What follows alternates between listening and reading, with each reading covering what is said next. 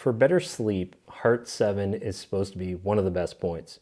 It's said that manipulating this point is believed to increase melatonin production in the body. It's located on the inside ulnar aspect of the wrist in line with the pinky finger. It's on the underside of the wrist crease. So you're going to want to press down in that area. And this point is also good for stress, anxiety, and for insomnia. So you're going to want to hold this point for 1 to 3 minutes. On Mian is a point that's located behind the earlobe, just behind the bony protrusion with the outer edge of the top of the SCM muscle. So to locate this, you can actually get the person to turn and then kind of bring their head to the side. You'll see the SCM muscle pop up. Behind the earlobe, there's going to be a bony protrusion. And then just underneath of that, you're going to press in right around here. You're going to do some nice circular motions.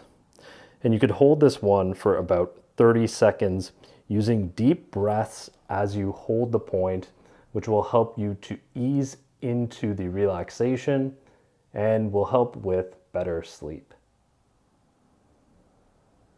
Another really good point for sleep is going to be Yin Tang 1, located in between the two eyebrows and the third eye.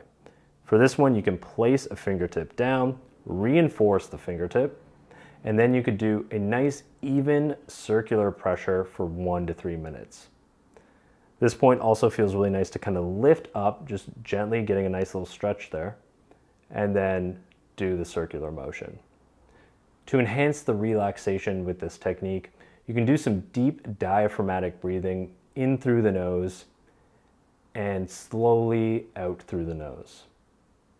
If you're feeling particularly stressed, you can also do a deep breath in through the nose as you massage this point and sigh it out through the mouth.